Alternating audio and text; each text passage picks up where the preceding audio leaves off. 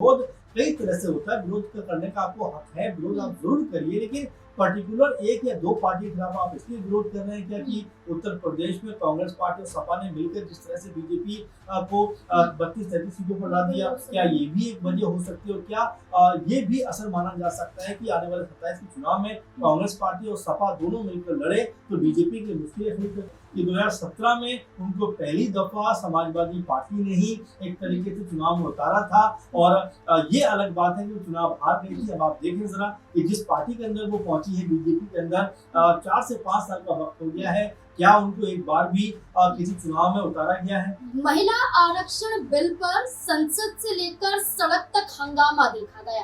Bharatiya Janata party ने विपक्ष पर आरोप लगाया कि महिलाओं के विरुद्ध में विपक्ष द्वारा संसद के अंदर कदम उठाया गया।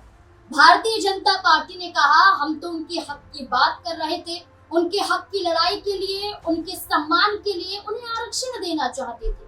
33% आरक्षण की बात भारतीय जनता पार्टी ने उठाकर ये कही कि विपक्ष सिर्फ और सिर्फ महिलाओं का वोट पाना चाहता है, महिलाओं के हक के लिए कोई कदम नहीं उठाना चाहता या भारतीय जनता पार्टी के फैसले में शामिल नहीं होना चाहता।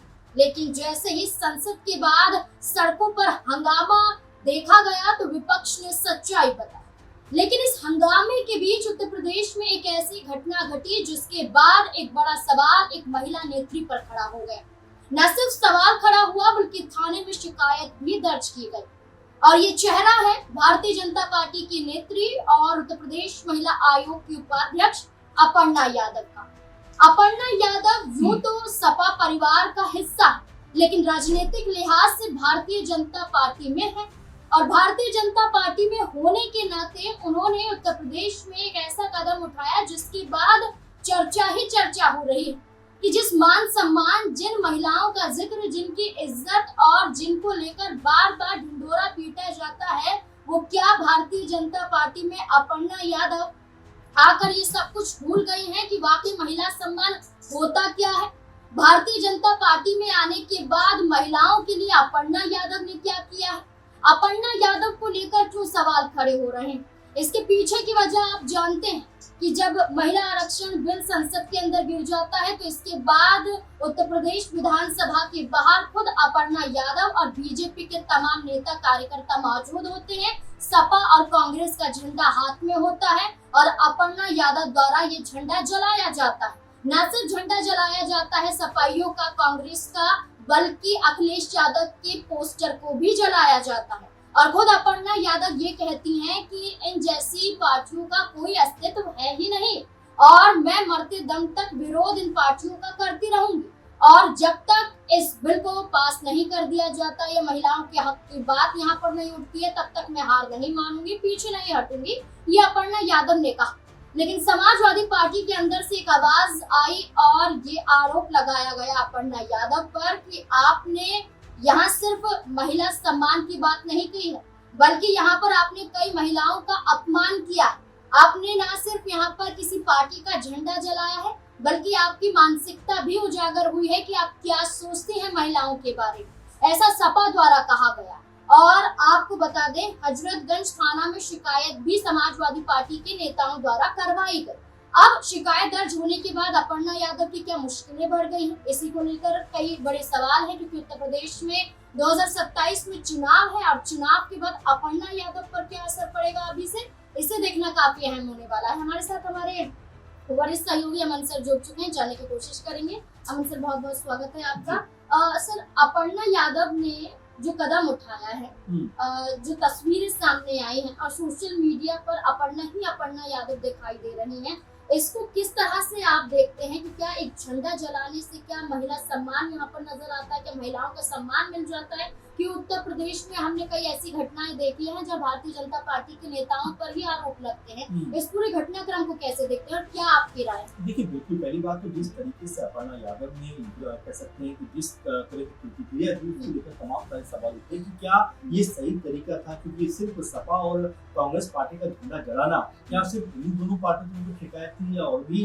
जो दल थे जो विपक्ष में थे पूरे मामले में, क्योंकि ये ऐसा पहला बिल था 11 साल के अंदर जो बीजेपी के रहते संसद में गिरता हुआ दिखाई पड़ा है। तो ये दर्द भी बीजेपी को सहन नहीं हो पा रहा। और दूसरी महत्वपूर्ण बात की महिला आरक्षण बिल की लगातार बात हो रही है। 2023 में इससे पहले जब ये पास हुआ उस समय भी ये कहा गया कि भाई जब आप महिलाओं को ही आगे बढ़ाना चाहते हैं तो उनको जो 543 सीटें उन्हीं के ऊपर आरक्षण क्यों नहीं दे देते, आखिर इतना वेट क्यों है, पहले परिसीमन होगा फिर तमाम चीजें होंगी उसके बाद कहीं जाकर आप जो है उनको सीटें देते हुए नजर आएंगे। लेकिन अभी जो हो सकता है आखिर उसके ऊपर आप क्यों बात नहीं कर रहे हैं, क्या आप सिर्फ मुद्दे को उलझाना चाहते हैं। इस तरह की तमाम सारी बहस जो है वो संसद के अंदर होती हुई दिखाई पड़ी, जिसमें अखिलेश यादव समेत कांग्रेस पार्टी और तमाम जो समूचा विपक्ष था उसने बीजेपी के लिए ये कहा, सरकार के लिए ये कहा कि भाई आप जो ये बिल लेकर आए हो इसमें सीधी सीधी राजनीति है, आप राजनीतिक लाभ उठाने के लिए बिल लेकर आए हो।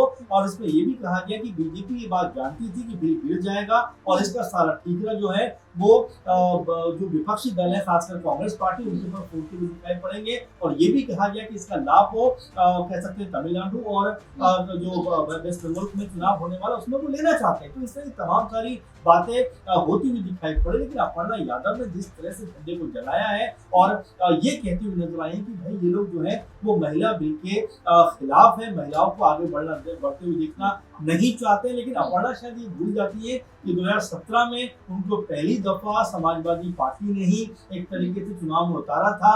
और ये अलग बात है कि वो चुनाव हार गई थी। अब आप देखें जरा कि जिस पार्टी के अंदर वो पहुंची है बीजेपी के अंदर 4 से 5 साल का वक्त हो गया है, क्या उनको एक बार भी किसी चुनाव में उतारा गया है, एक बार भी कहीं से वो चुनाव में लड़ती हुई दिखाई पड़ी? ये भी सपा के जरिए कहा जा रहा है कि दबाव में किया गया है। अपर्णा यादव चाहती नहीं थी ये करना, बल्कि बीजेपी के दबाव में है क्योंकि चुनाव नजदीक है और टिकट पाना जरूरी है। क्या लगता है? देखिए बिल्कुल ऐसा कई दफा देखा जा रहा है जहाँ पर अपर्णा यादव के जो गोल है बहुत ज्यादा कह सकते हैं कि उसमें एक ऐसा चीज नजर आती है जिससे ऐसा लगता है कि वो बीजेपी के अंदर अपने आप को मजबूत करने का प्रयास कर रही है। आप देखिए कि न सिर्फ उत्तर प्रदेश में बल्कि महाराष्ट्र में जाकर भी वो प्रचार प्रसार करती हुई नजर आती है और तमाम तरह की बयानबाजी होती है। उसके अलावा उनके पति के साथ में जो पूरा का पूरा मसला था वो भी ये कहा जाता है कि हमने सुलझा लिया है। तो तमाम चीजों को लेकर वो चर्चाओं में रही। लेकिन बिल्कुल आपकी बात से मैं सहमत हूँ कि उनको भी शायद ये लग रहा है कि अगर खामोश रहेंगी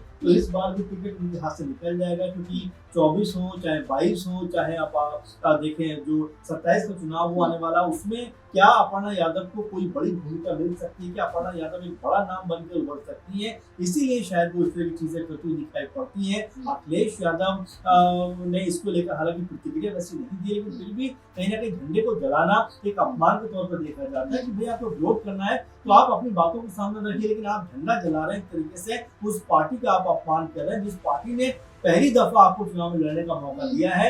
और एक तरीके से जिस पार्टी के अंदर आप हैं वहां पर एक बार भी आपको मौका नहीं मिला है। तो कहीं ना कहीं अपर्णा यादव ने जो ये चीज दर्शाने का प्रयास किया है वो उनके ऊपर भारी पड़ता हुआ दिखाई पड़ रहा है। अच्छा, जो शिकायत दर्ज हुई है, शिकायत दर्ज होने को लेकर क्या लगता है आपको कि मुश्किलें और भी ज्यादा बढ़ सकती है? जाहिर बात है क्योंकि आने वाले दिनों में तो इससे पहले हमने देखा कि किस तरह से कई मुद्दों पर उनको अपने आप को एक देता हुआ उन्होंने महसूस किया और कई जगह पर ऐसा लगा जब बयानबाजी वो कर जाती है वो उल्टा उनके ऊपर पड़ती हुई दिखाई पड़ती है। बीजेपी कई लोग उनसे इस बात से इत्तेफाक में रखते हुए नजर नहीं आते। लेकिन अब इस पूरे मसले के ऊपर जब ऐसा लगता है कि उनके ऊपर शिकायत दर्ज हुई है, क्या आने वाले दिनों में कार्रवाई होती हुई दिखाई पड़ेगी और क्या ये कार्रवाई उनका जो पॉलिटिकल इमेज है उसको और मजबूत कर देगी या यहाँ से बीजेपी भी उनसे कन्नी काटती हुई दिखाई पड़ेगी? देखिए जैसा मैंने पहले भी कहा कि विरोध कई तरह से होता है, विरोध करने का आपको हक है, विरोध आप जरूर करिए, लेकिन पर्टिकुलर एक या दो पार्टी के खिलाफ आप इसलिए विरोध कर रहे हैं क्या कि उत्तर प्रदेश में कांग्रेस पार्टी और सपा ने मिलकर जिस तरह से बीजेपी को 32-33 सीटों पर ला दिया, क्या ये भी एक वजह हो सकती है? और क्या ये भी असर माना जा सकता है कि आने वाले 27 के चुनाव में कांग्रेस पार्टी और सपा दोनों मिलकर लड़े तो बीजेपी के लिए मुश्किलें खड़ी करते हुए नजर आ सकती है? तो महिला बिल के सहारे कहीं ना कहीं राजनीतिक रोटियां अब यहाँ पर लोग सेकना चाहते हैं। अपर्णा यादव ने क्या वही लोग दिखाया है? तो कुल मिला कर देखा जा सकता है कि देखिए हर एक पहलू का जो राजनीतिक फायदा है, राजनीतिक जो लाभ है वो उठाना लोग चाहते हैं। अपर्णा यादव भी उनमें से अब ऐसा करती हुई दिखाई पड़ती है जहाँ पर वो कह सकते हैं प्रदर्शन तो कर रही है, विरोध तो कर रही है, लेकिन वो झंडा जलाकर कहीं ना कहीं अपने लिए उन्होंने मुश्किलें खड़ी कर दी है। अब क्या बीजेपी उनके समर्थन में उतरेगी या बीजेपी के जो नेता हैं उनसे थोड़ा बचते हुए दिखाई पड़ेंगे? बिल्कुल, अपर्णा यादव को लेकर एक वक्त पर यह भी कहा जाता रहा है कि जब वो भारतीय जनता पार्टी में आई थी तो बीजेपी का सिर्फ मकसद अपर्णा यादव को शामिल करना नहीं था, बल्कि उनके जरिए यादव वोट बैंक भी हासिल करना था। और आज भी अपर्णा यादव सिर्फ यादवों के लिए ही जानी जाती हैं, एक वोट बैंक के लिए जानी जाती हैं, क्योंकि जैसा सर ने कहा कि कई चुनाव भी थे, लोकसभा का चुनाव, राज्यसभा का चुनाव, उपचुनाव, लेकिन अपर्णा यादव को कोई जिम्मेदारी नहीं मिली और अन्य राज्यों में भी यहाँ प्रचारक के रूप में कोई जिम्मेदारी नहीं मिली। और अब ऐसे वक्त पर जब महिलाओं की बात आती है, आरक्षण की बात आती है, तो अपर्णा यादव आगे आ जाती हैं।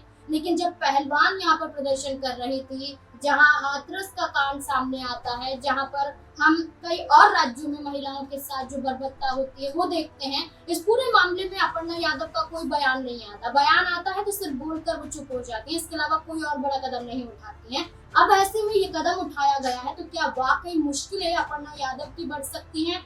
और क्या ये कहना गलत नहीं होगा कि उन्होंने ये दबाव में किया है? आपको क्या लगता है इस पूरे मुद्दे को लेकर? अपनी राय कमेंट सेक्शन में जरूर